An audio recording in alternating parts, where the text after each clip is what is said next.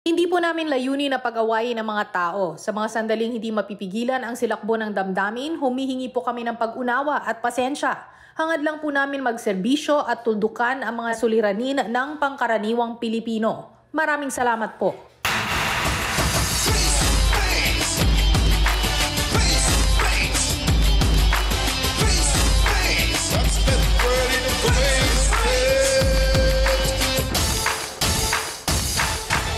Nalolosyang na ba kayo sa inyong mga problema? Huwag dalhin sa social media yan. Dito tayo kung saan kinikilala at sinusolusyonan ang problema. Laging tandaan, pag may issue, huwag nang palakin, ating harapin face to face. Ako ang inyong lingkod, ang kuya mong laging maaasahan, Alex Calleja. Hello rin sa mga ate ko at kuya kong mga sausawero at sausawera dito sa studio. Andito rin ang mga ate ko na magmamaring referee na sina Maripe 1 at Maripe 2. Ready na rin si kuya kong medical personnel from Medic 1. At siyempre, andito ang mga ate ko at kuya kong magbibigay ng words of wisdom na sina The Beautiful Attorney Lorna Capunan. The Debonair Dr. Law Brother June Banaag. And the luscious Dr. Camille Garcia. Sila ang ating wonderful trio, tagapayo. Eto na ang ever lovely, ang ating Queen Mother, Mama Sexiness, Mama Carla Estrada. Yes! Hi, good morning, trio tagapayo. Okay, eto na ang pag-uusapan natin ngayong umaga. Hindi na kinaya ng isang dalaga ang kanyang inggiterang kapitbahay. Paano ba naman? Pati ang kanyang hinaharap, ipinost pa sa social media. Ang masasabi lang ng dalaga, pag-inggit, pikit. Ang mga problemang hindi na kailangan pang paabutin sa demandahan, harapin natin face to face!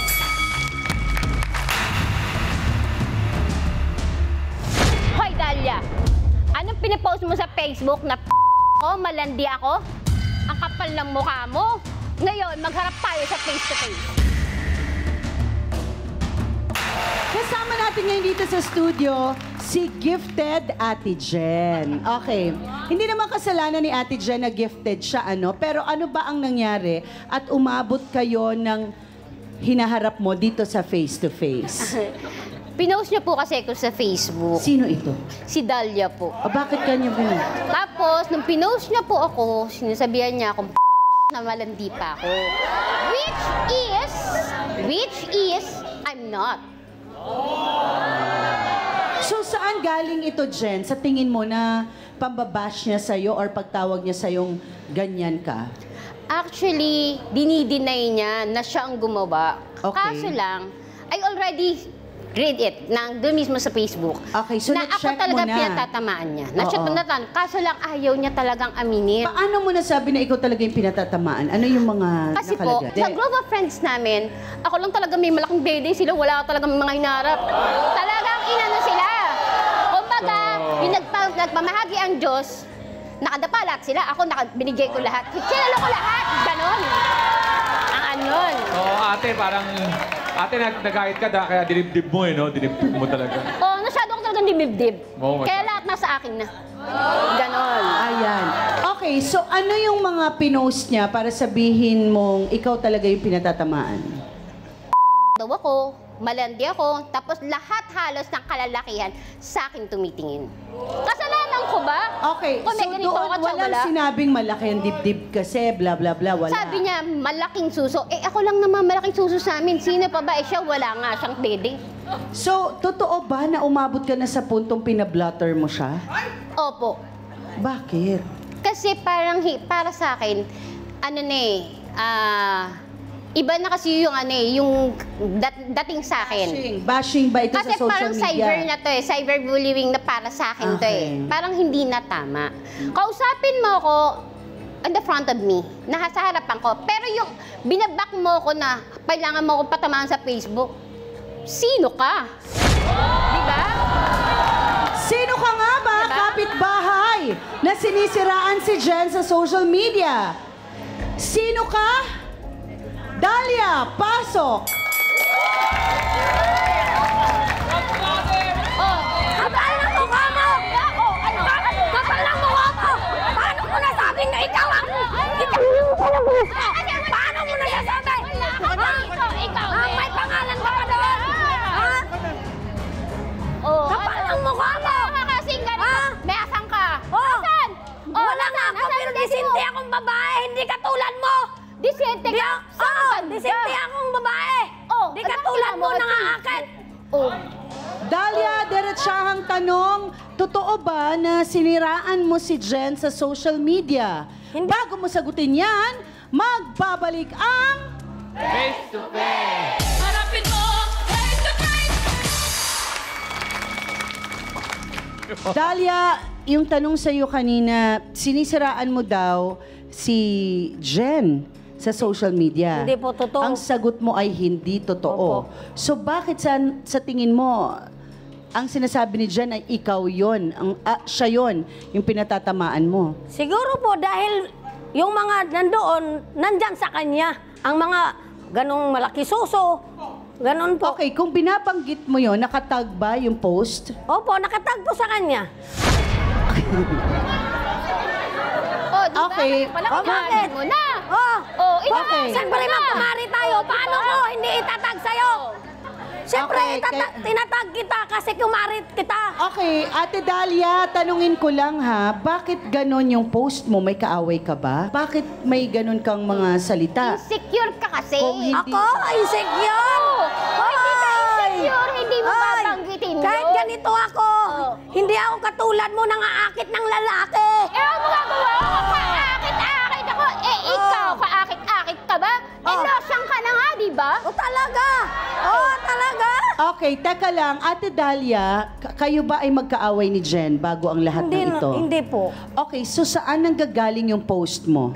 Kasi po, para sa akin, hindi po maganda sa, yung tingin sa mga bata.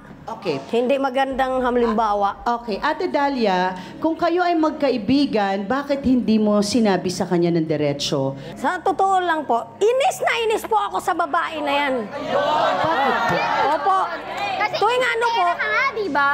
pag may mga lalaki po, lagi siyang nagsusuot ng mga halos luwa na po yung suso niya. Ano magagawa ko? Luwa talaga Opo, siya. luwang-luwa po. Siya lang tinitingnan ng mga lalaki. Nangaakit po siya ng mga lalaki. Papansin. Lalo na pag may nagiinuman sa amin. Kasi Talagang wala magsusuot. namang papansinin sa'yo. Talaga. Sa'yo. Talaga.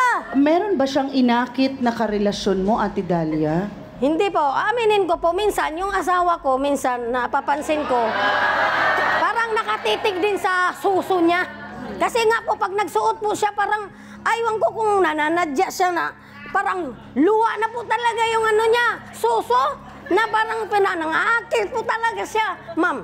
Okay, so Naakit po talaga I siya. think yun ang pinanggagalingan ni Ate Dalia, natatakot siya no, na maakit. May konting point doon. May mga anak ka ba?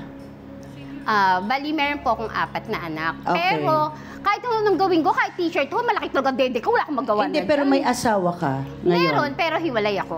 Hiwalay siya, okay.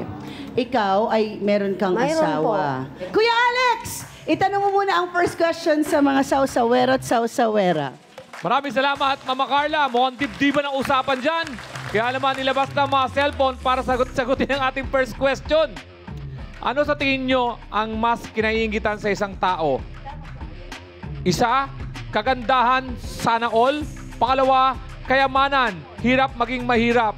3, love life, mas sana all. O 4, wala dapat, masama ang mainggit. Boto na! Yan.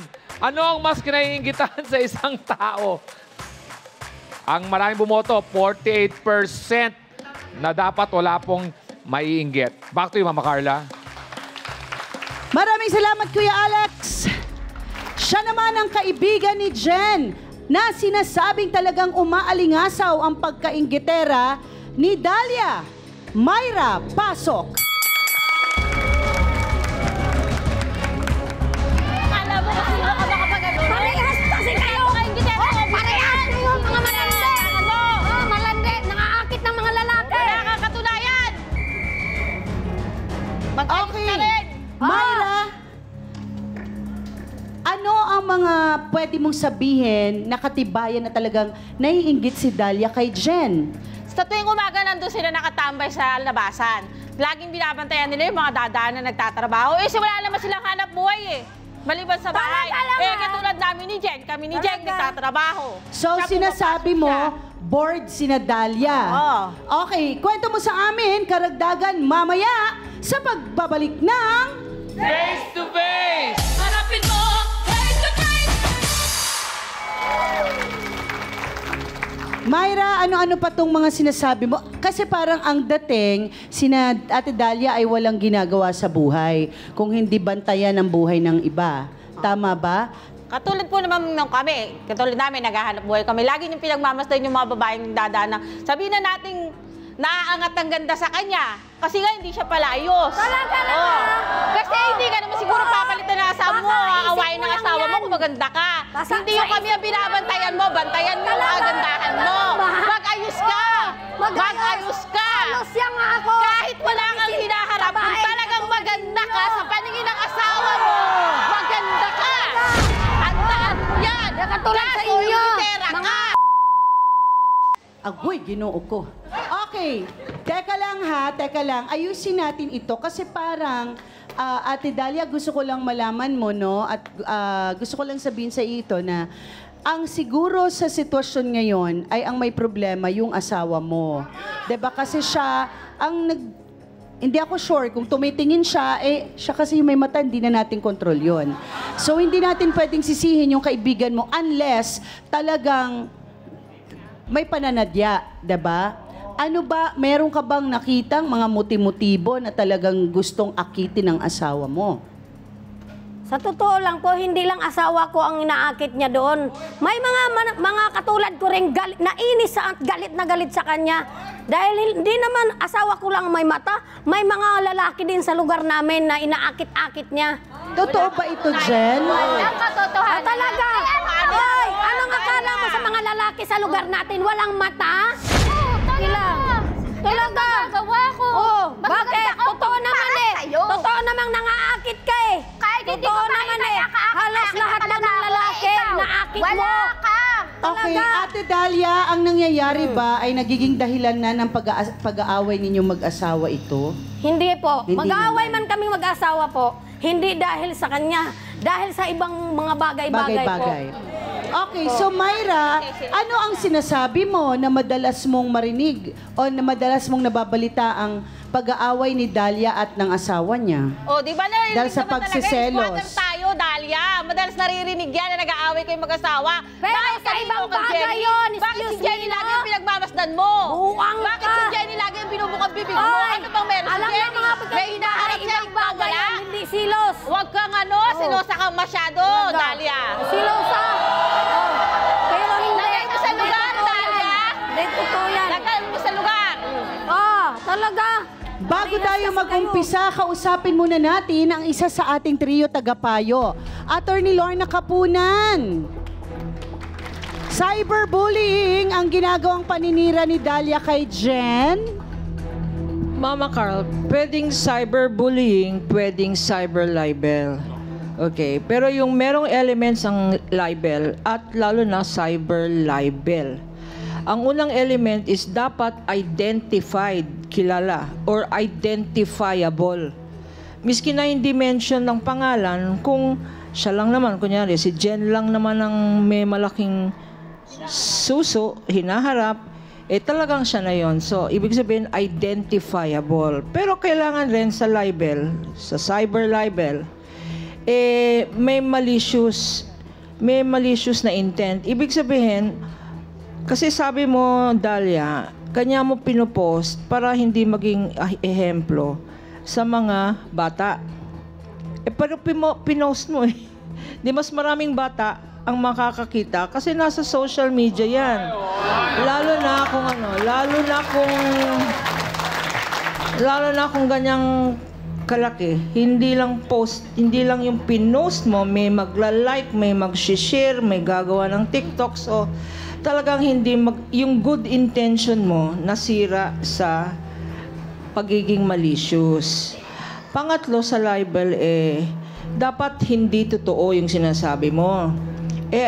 Totoo naman yung sinasabi niya malaki talaga ang suso. Pero hindi namang krimen ang magkaroon ng malaking hinaharap. Okay. Yun ang cyber libel. Meron pa rin ako nakikitang cyberbullying.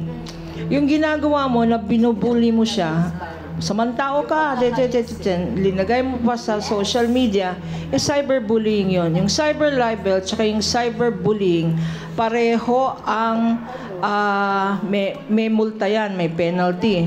Merong fine, yung fine hanggang 200,000 at saka yung pwedeng ipreso, no, from 30 days hanggang 6 years. Depende sa gravity. Ngayon, si Jen naman, sasabihin ko, hindi kasalanan ang gifted ka. At saka, yung kanyang pananamit, freedom of expression yun. Kasi yun ang personal taste niya. Kaya lang, meron naman tayong dapat boundaries of tinatawag na decency. Kasi kung community yan, barangay at maraming nakatambay na lalaki, parang alarm and scandal na yan. May multa din ang alarm and scandal, ha? Alarm and scandal, meron ring 6 months imprisonment. Lalo na kung maging grabe na at magreklamo na si Dalia sa barangay, ha? Pero for the meantime, pakinggan na lang natin kasi magkakaibigan, magkumari naman kayo. Dahan-dahan lang. Maraming salamat, Attorney Lorna Kapunan. Siya naman ang kaibigan ni Dalia na magpapatunay na papansin daw talaga itong si Jen sa mga kalalakihan sa lugar nila. Joanne, pasok. Bakit? Hindi ba totoo? Ha? Totoo? Ha? Totoo yun kasi pag may nagiinuman, parang para pa kayo nung walang dahilan. Porket maraming mga lalaki. Oo, kahit irarap ka naman siguro, di ba? Hindi ka naman rarapan ng basta-basta lang. Kung Ano bibili niyo sa kagandahan, ano karapatan mo pa Rap rumapa? pa kayo. Porket sinabihan lang kayo na malaking suso, rarap pa lang kayo. ang lotion? Marami namang daan dyan. Baka di ba kayo sa akin may isa lang Squatter ba yun? Squatter ba? Joanne, diretsahang tanong. Aakit. Sigurado ka bang sinasadya lang ni Jen na magsuot ng malalaswang damit para mapansin ng mga lalaki? Bago mo sagutin yan, magbabalik ang... Face to face! Harapin mo! Face to face! Yes, Joanne. Totoo ba? Totoo po yun, ma'am. Bakit? Katulad ng ano? Paano? Pwede naman siya magsuot ng normal na damit. Bakit kailangan pa isuot ng ganyan? Paano kung ito lang yung mga damit niya? Ma'am, may asawa siya. Pwede isuot yung damit ng asawa niya. Pwede siyang Wala siyang asawa. Hiwalay sila. May asawa na siya ngayon, ma'am. Hiwalay ba? Tulad dito, maluluwag na damit, Okay. di ba? Ate Joanne. Panlosyang? Panlola? Hindi sa lahat na damit panglosyang. Nasa normal yan. Kung gusto mong igalang ka ng mga tao, magsuot ka ng normal. Kahit Hindi ako ganyan ang personality ninyo para lang magsuot ng ganyan damit. Kung gusto mo igalang Ako ka sa meron mga kinaharap, tao. ikaw, nasan? Sa petla? Kahit wala akong hinaharap, normal naman ako magdamit. Hindi katulad mo, magsuot ng damit, sinasadya talaga. Magsuot ka ng sinasadya mo, ang puti mo, ang ganda mo. Walang Girl, natuloy! Sorry Hindi ka maganda. Hindi ka maputi. Hindi ka rin matangkad. Gigi lang ang meron sa'yo. Pero respeto, wala. Respect yourself. Respect yourself! Kung talagang mahal mo ang kaibigan mo, kung talagang concern ka sa kaibigan mo, kayuhan mo, hindi yung susulan mo, susundera ka para mag-usap buhay mo. Hanap buhay kayo! I think meron tayo tayong kakulangan sa knowledge tungkol sa kapwa-tao. Okay, number 1. Wala tayong karapatan utusan ng isang tao kung anong gusto niyang isuot. Number 2, hindi natin pwedeng husgahan ang isang tao kung ano ang panlabas niyang anyo, malosyang man o malandi man ang dating. Kasi hindi ikaw ang haharap tuwing anuman ang kanyang ibabato sa kanya. Okay? Kung meron man tayong karapatan, ay pwede yan sabihin ng maganda. Sis, okay ka lang. Medyo ang daming tumitingin eh. Alam mo naman, ang daming manyakis dito sa lugar natin. Ingat-ingat ka, sis. Ganun lang tayo. Kasi, I think, yung ganong approach ay pwede kang maunawaan. So, okay. Kuya Alex, ano na ang final question para sa mga sausawero at sausawera? Maraming salamat, Mama Carla. Mga sausawero at sausawera, sagutin na ang second and final question. Dapat bang kainggitan ang ibang babae kung mas maganda sila sa'yo? Yan. Oo, dapat ako lang ang maganda. Hindi.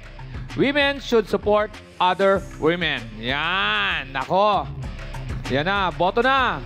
Dapat ba? Mukhang ma-obvious naman yung sagot. 100% tayo. Sino gusto magpaliwanag na kanyang sagot? Taas ang kamay.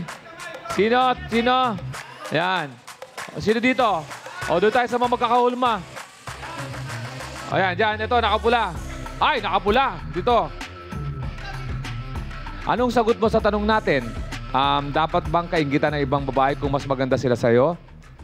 Hindi po. Kasi mas maganda po kung magtutulungan po kayong at tayong mga babae kung ano yung mga mas nababagay sa katawan natin, kung anong kulay ba bagay sa balat natin. Sana iwasan po yung kainggitan kasi tayo-tayo lang din po yung nagtutulungan. Yan. Dapat magsuporta. Naiintindihan ako sinasabi niya. Dapat nga. Uy, girl, ito na, bagay sa itong suot na to. Uy, girl, parang hindi ka maging ganito. Dapat nagtutulungan tayo mga kababaihan. Di ba, Mama Carla? Yes. Girl power. Back to you. Thank you, Kuya Alex. Abangan natin ang masasabi ng ating trio tagapayo sa pagbabalik ng... Face to Face! Harapin mo, face to face! Eto na, maririnig natin ang ating trio tagapayo. At ang una nating makakausap ay si Dr. Camille Garcia. Thank you, Mama Carl. Okay. Una-una siguro, explain ko sa inyo, no, ang pagkakaroon ng, sabihin natin, larger breast, hindi po yan yung sinasabing kagustuhan nila. In fact, genetics yan eh. May mga ano po yung genetics? Ibig sabihin, may mga pagkakataon nasa lahi? Na nasa lahi yan. Na talagang, lalo na kung mga malalaking babae yan, yung talagang largely built, may mga pagkakataon na talagang malalaki rin ang kanilang hinaharap. Or kaya, pwede rin sinasabing hormonal. Kasi yung mga hormones natin, pagdating ng tayo ay mga teenagers, mas nag-a-act up siya. So, ang tendency, yung secondary characteristics ng mga kababaihan, lalo na sa breast part, pwedeng lumaki. Yun ang talagang umaabot. Imbis na patangkad, pwedeng dito lumaki yung mga breast natin. Ngayon, meron din pagkakataon na dahil sa ating hindi natin alam, may sakit tayo. Yung mga thyroid problems. Ang thyroid problems ay pwedeng mag-cause kung bakit lumalaki ang ating breast. Or yung tinatawag natin na yung kadalasan nagugulat tayo, nadidinig nyo sa mga kababaihan ngayon, yung tinatawag na PCOS. Yan. Ang PCOS talaga pwedeng mag-cause para lumaki ang ating mga breast pagdating sa ganyan. Yung iba naman, nagpapalaki talaga. Ang ginagamit ay yung mga contraceptive pills. Kaya nagkakaroon ng ganong klaseng pamamaraan kung bakit lumalaki ang ating mga hinaharap. Pero, alam nyo ba, na kung minsan, may disadvantage yan eh. Yung iba nga, nagpapaliit dahil kasi nagkakaroon ng problema sa likod, yung scoliosis nila. Kaya ang hirap na hirap sila, na parang ang bigat na bigat ng hinaharap nila, so kinakailangan nagpapabawas. Or yung iba naman, gumagawa ng paraan talaga na dahil nahihiya sila sa sobrang laki. Alam niyo, yung sinasabi niyo, Aling Dalia, kung bakit yung mga kalalakihan, napaka-visual niyan. Talagang kahit ano sabihin niyo, hindi niyo maiiwasan na makikita yung hinaharap ng mga kababaihan. In fact, nakakahiya dahil kasi sasabihin nila, nagiging sexually objectified yung mga kababaihan na may mga malalaking breast. Kaya kahit ayaw ng mga kababaihan na ipakita na malaki yung kanilang hinaharap, nahihirapan sila dahil kasi nga lalong nagkakaroon ng consciousness na parang nahihiya sila. Kaya kung minsan, di ba, tinatagong ganito. Sana maintindihan nyo, hindi yun kasalanan ni Jen kung bakit malaking kanyang hinaharap. Nasa perspective natin yun. Kung ang perception nyo palagi ay naglalandi ang isang taong may malaking hinaharap, siguro mas lalo natin tignan maigi ang ating mga sarili. Bakit kailangan ba ganun ang tingin natin sa kapwa natin babae? Eto na, maraming salamat, Doktora Camille. Ngayon naman na kanina pang nagigil magkomento, magpayo. Kanina pa yan. Dinig na dinig ko ang yes. Mga ganon. Sang-ayon na sang-ayon. Dr. Love, Brother Jun Banaag. Thank you. Magandang umaga po sa lahat. Kukontrolin ko lang ang sarili ko. Isang bagay lang po napuna ko dito sa diskusyon na ito. At gusto kong defensahan kaming mga lalaki. Dinidiscriminate ninyo kami. Ang akala nyo, kami mga lalaki, pag nakakita ng malaking suso, natutukso. Ay, yun lang ba? Yun lang ang dahilan. Nai-insecure kayo. Lahat po tayo maganda. Walang pangit. Ginawa tayo ng Diyos, iba-ibang muka. Merong mas magandang muka, merong mas pangit-pangit, pero lahat tayo maganda.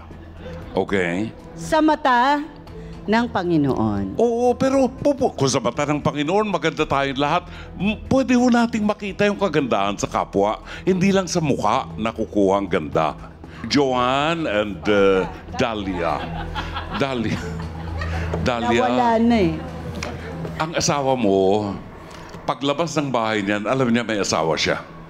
Kahit makakita yan ng babae nakahubad sa kalsada, kung determinado siya na respetuhin ang inyong relasyon, baliwala yung babaeng yan na nakahubad. Nasa sa tao yan. Kaya ang asawa mo, hindi mo pwedeng ikulong sa bahay dahil baka makakita ng magandang babae. See?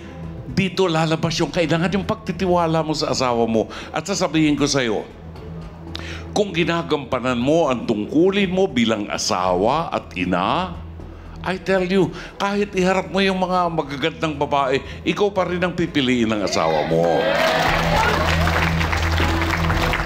Huwag mong sirain ang pagkakaibigan ninyo at pagiging magkumare ninyo. Huwag niyong sirain yan dahilan sa this is very clear, insecurities yan, no? So, iligtas yung inyong relasyon at hanapin ninyo ang maganda sa isa't isa. Maraming salamat po. Maraming salamat, Dr. Love. Ngayon naman, balikan natin si Attorney Lorna Kapunan. Konti na lang idadagdag ko, no? Unang-una, na-mention na yung self-respect. Ikaw naman, meron kang confidence, no? Pero sa iba, ang iniisip nila, ang respect, ino-earn. Earned respect yon. Kanya kung gusto mong respetuhin ka, dapat kang respetuhin. No? Mag-ingay lang tayo. Alam ko, karapatan mo yan, pero mag-ingat tayo. The right time, the right place, the right environment, ha? Iwasan natin ang alarmang scandal. Bakit? Kasi pag ganyan ang suot mo, pwedeng maging sexually provoking. Makikita ka sa barangay o sa komunidad mo o sa kanto, lalo na nagiinuman, no? Pag nagiinuman na, wala na silang control. So, iba na ang tingin nila sa'yo.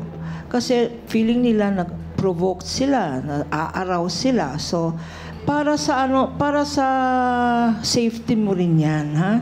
Lalo na pag gabi, no? Pag dumadaan ka ng gabi, kunyari may trabaho ka, pauwi ka, iwasan na lang natin yan kasi naproprovoke.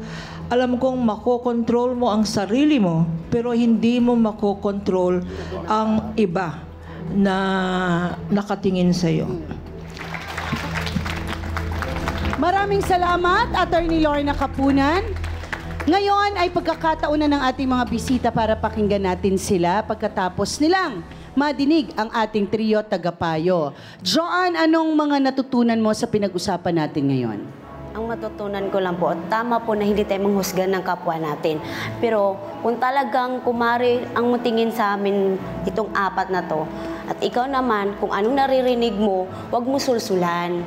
Payuhan mo.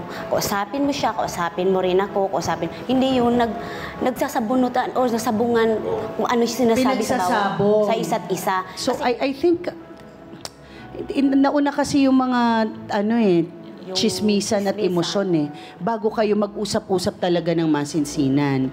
At dapat ang pag-uusap ay may care. Ibig sabihin, totoong sincero ka. Hindi yung, diba? hindi yung may sulsul. At wag na kayong magpatawid-tawid. Diretso ka dapat sa kung sino yung Mare, wag mong mamasamain ha. Ganun po. Wag mong mamasamain yung sinasabi ko. Ayoko na nakakarinig ako ng hindi maganda. Bastos ng mga lalaking pinag-uusapan ka dyan. Ayoko. Bakit? Kasi nga, ang topic nila buong araw na to tungkol sa suso mo. May ganun, diba? So, madali. Ngayon, kung di siya makinig, huwag mo siyang husgahan. Importante, nasabihan mo na. Diretso nang nasabi. Diba, Myra? Ako, ma'am, sinasabihan ko naman siya na, ayos-ayos ka lang ng pananamit. Kasi, kilala mo, nasa squatter tayo, ha? Hindi mo masasabi ugali ng mga lalaki sa atin. Nasa sayo pa rin yan. Ako, susundin mo o hindi, ikaw pa rin yan. Tanggap kita kung ano ka, pero hindi ko masasabi sa'yo kung gagalangin ka nila o hindi. Ba? Okay, so tama yon. May nasabi ka, dapat at diretso. Hindi yung parang namuumo na yung galit at inggit, tsaka mo ngayon binato. Diba? Pangit yon. Anong gusto mong sabihin, Ate Dalia? Ang natutunan ko po ngayon, yung hindi basta-basta magpo-post ng damdamin sa social media.